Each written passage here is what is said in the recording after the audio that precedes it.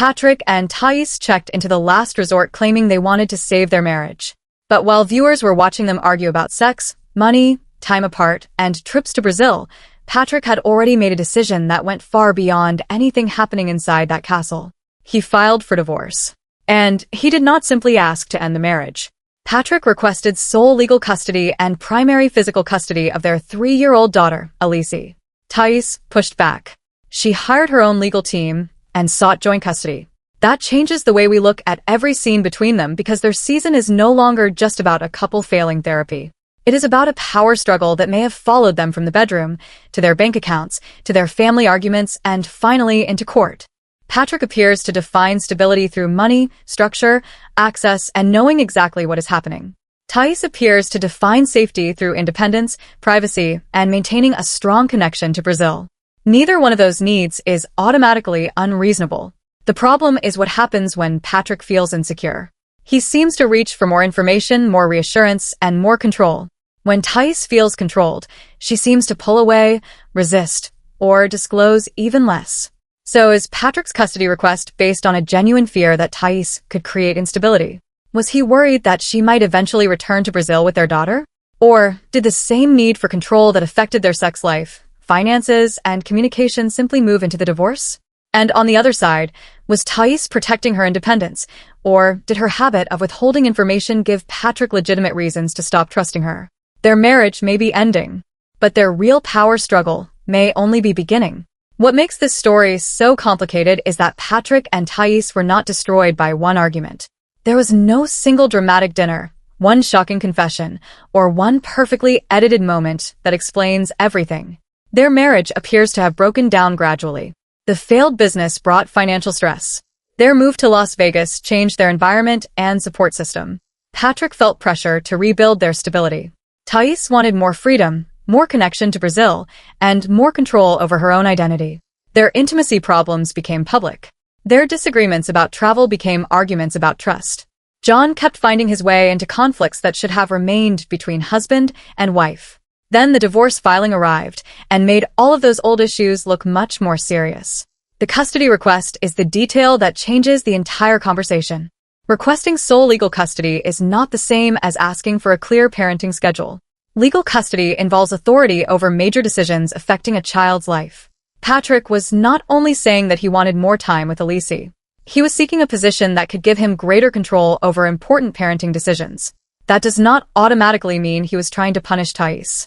There may be real fear behind his request. Thaís has strong family and cultural ties to Brazil. Her travel has already been a major source of conflict in their marriage. Patrick may genuinely fear that important decisions could be made without him, or that he could eventually face a dispute involving international travel or relocation. Those fears would not come from nowhere if Patrick believes Thaís has withheld important information in the past. From his point of view, stricter legal control may feel less like revenge and more like protection. But this is where Patrick's position becomes harder to understand. According to public reporting about his later filing, Alice had already been spending substantial time with both parents. That does not tell us everything happening inside either household. It does not determine what a final custody arrangement should look like. But it does challenge the idea that Thaís had completely disappeared from her daughter's daily life. So if both parents were already actively involved, why begin by requesting so much authority? Was Patrick trying to formalize the arrangement he believed was safest? Or was he trying to establish control before Thaís could present her own version of the marriage and their parenting relationship? That question matters because Patrick has always seemed to connect love with responsibility. He provides. He organizes. He tries to solve problems. He creates structure. And because he sees himself carrying so much of the practical burden, he may also believe he deserves a larger voice in family decisions. In Patrick's mind, earning money and maintaining the household may be proof that he is dependable. But in Thaís's mind, that same financial role may feel like a permanent advantage he can use whenever they disagree. This is where financial imbalance becomes emotional imbalance. The partner earning more may begin to believe that practical contribution should equal greater authority. The partner earning less begins to feel that every decision comes with an invisible reminder of who pays for what. A conversation about spending stops being about spending. It becomes a conversation about gratitude. A trip is no longer simply a trip. It becomes a test of loyalty. A job, modeling opportunity, or attempt at financial independence may stop looking like personal growth and start looking like a threat to the existing balance of power. Patrick may believe he was carrying the family, while Thaís kept asking for more freedom. Thaís may believe Patrick used his provider role to justify monitoring or limiting her choices. Both of those feelings can exist at the same time. And that is what makes their intimacy conflict more important than it first appeared. On the surface, the show framed their problem as a difference in sex drive. Patrick wanted sex more often. Thaís did not share the same level of interest. But the deeper issue may not have been physical desire. For Patrick, sex appeared to function as emotional reassurance. Frequent intimacy may have told him, "We are okay. She still wants me. She is not leaving. She is not interested in someone else." Once sex becomes proof of loyalty, it stops being only about connection. It becomes evidence, and that creates pressure. Thaís may have felt that she was being asked to use her body to manage Patrick's insecurity. The more reassurance he needed, the more obligation she may have felt. The more pressure she felt, the less natural intimacy probably became. Then Patrick could interpret her lack of interest as confirmation that something was wrong. So he pushes for more affection, more answers, or more reassurance. She feels even more pressured and pulls away again. That is not just a difference in libido.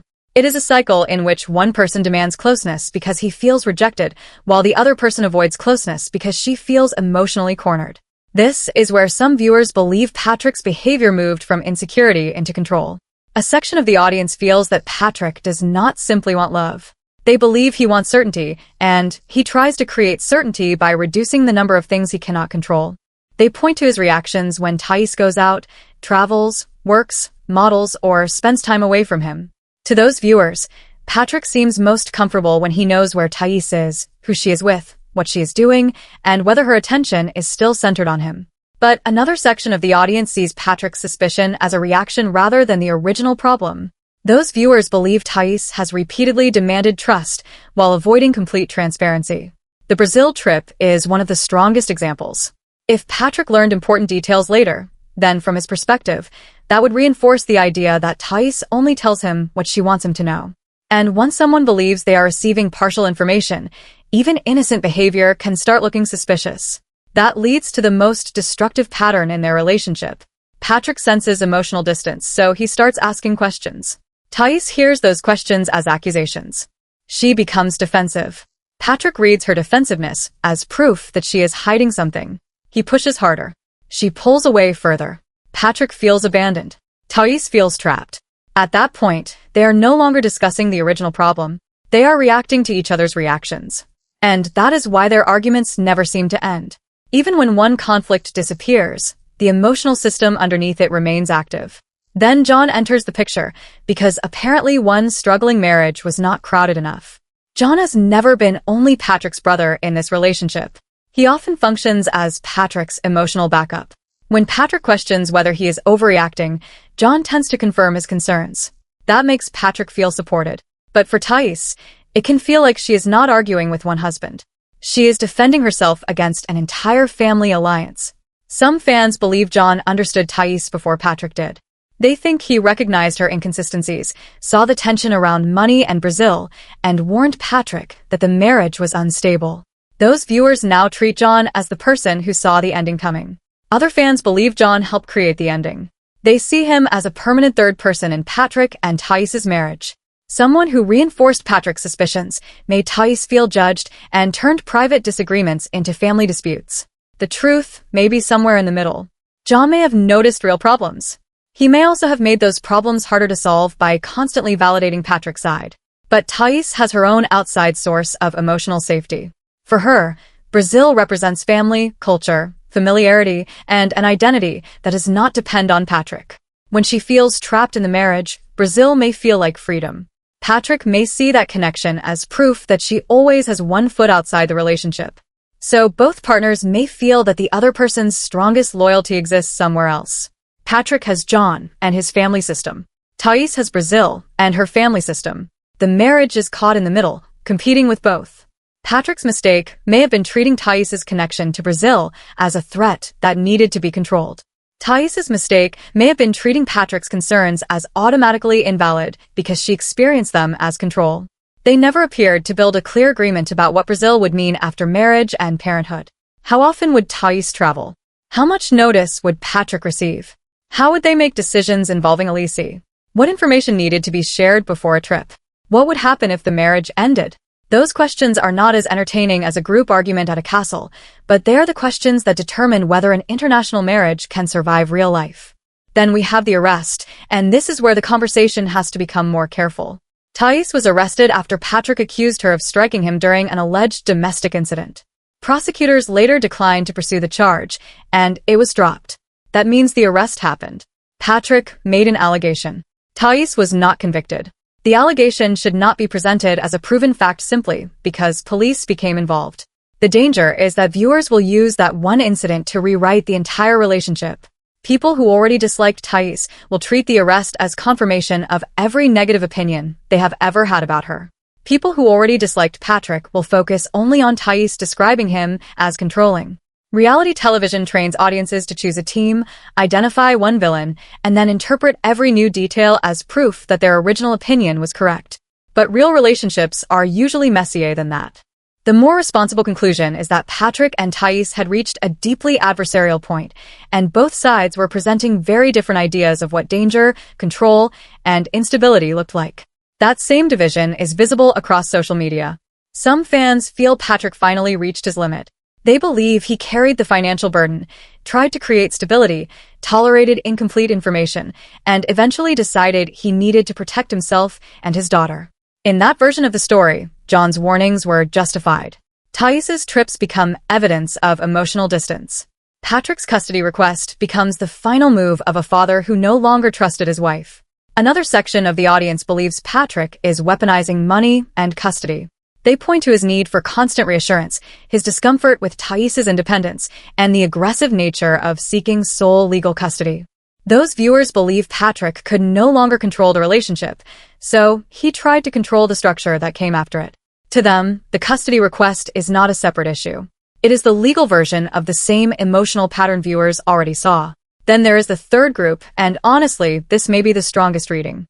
Many viewers believe Patrick and Thaís both helped create the collapse. Patrick may have offered financial security without creating emotional safety. Thaís may have demanded trust without giving enough transparency. Patrick responded to insecurity with pressure and control. Thaís responded to pressure with secrecy, resistance, or emotional distance. Each person reacted to the other in a way that made the other person's worst behavior more likely. This is the pattern therapy would have needed to break. Not simply telling them to communicate better. Not scheduling more dates. Not telling them to improve their sex life. Those are surface-level solutions. Patrick and Thaís did not share the same definition of loyalty. They did not agree on privacy. They did not appear to agree on what financial partnership should look like. They did not agree on how intimacy should function. They did not establish healthy boundaries with John. And now, based on the custody fight, they may not agree on parenting authority either. Patrick's contradictions make his behavior difficult to judge. He asks for honesty, but his reactions may make honesty feel unsafe. He wants Thaís to become more independent, but he may become uncomfortable when that independence reduces his influence. He presents himself as the responsible partner, but repeatedly allows John into conflicts that should remain private. He says he wants stability, but a highly aggressive custody fight could create even more instability for Elise. Thaís has her own contradictions. She wants Patrick to trust her, but delayed information about major decisions makes trust harder. She wants independence while continuing to benefit from the stability Patrick helped provide. She criticizes John's influence while expecting Patrick to respect the powerful role Brazil and her own family play in her decisions. She wants freedom to travel, but marriage and parenthood require coordination that can feel restrictive even when it is reasonable. Those contradictions may explain why the marriage failed. They do not automatically tell us who is the better parent. That may be the most important distinction in this entire story. Someone can be a terrible spouse and still be a loving, capable parent. A person can be jealous, controlling, secretive, defensive, emotionally unavailable, or financially difficult without automatically being unfit to raise a child. That is why viewers should be careful when choosing sides in the custody dispute. The court is not supposed to reward the person who received the better television edit. It is not supposed to punish the spouse viewers found more irritating. It is supposed to consider the child's best interests. And based on the public reporting currently available, both Patrick and Thaís have continued spending meaningful time with Elise. That does not tell us what the final custody arrangement should be. But it does mean the audience should not casually erase either parent's role simply because they dislike that person on television. Looking ahead, reconciliation appears extremely unlikely. Once a marriage has reached competing custody requests, separate legal teams, public allegations, and this level of mistrust, the emotional road back becomes very narrow. Even if Patrick and Thaís eventually reach a peaceful legal agreement, that does not mean their romantic relationship will return. The more realistic challenge is learning how to co-parent after spending years treating each other's needs as threats. And the biggest future conflict may not be how many nights Elise spends in each home. It may be decision-making authority. Travel to Brazil, passport access, school, medical choices, residence, communication rules, and possible relocation could all become areas of tension. Those are not confirmed active disputes. They are reasonable possibilities based on the history we have already seen. John will also remain part of the public conversation, even if he has no legal role. Fans who support Patrick will say John was right all along. Fans who support Thaís will say John helped poison the marriage. But the real test will be whether Patrick can make parenting decisions directly with Thaís instead of using John as emotional reinforcement. Co-parenting already requires two adults to communicate clearly. Adding a permanent third voice usually turns every disagreement into a committee meeting that nobody needed. The rest of the last resort will also look different now. Every uncomfortable glance will be treated as proof that the marriage was already dead. Every question from Patrick will be labeled controlling. Every defensive answer from Thaís will be labeled deceptive. Every comment from John will be treated like a prophecy. But that is hindsight bias. Because viewers know the relationship ended, they will start treating every old scene as evidence that the ending was inevitable. The truth is that Patrick sought security through money, access, intimacy, structure, and authority. Thaís sought security through independence, distance, cultural connection, and resistance. Patrick interpreted resistance as instability. Thaís interpreted structure as control. Neither one found a way to feel safe without making the other person feel threatened. And now the biggest question is no longer whether Patrick and Thaís can stay married. That part of the story may already be over. The real question is whether they can stop treating each other like enemies long enough to protect their daughter from inheriting the same power struggle. So, what do you think? Does Patrick's request for sole legal custody reflect a genuine fear that Thaís could create instability? Or does it look like the final extension of the control issues that already damaged their marriage? And maybe the harder question is this: can someone be a terrible spouse and still be a good parent?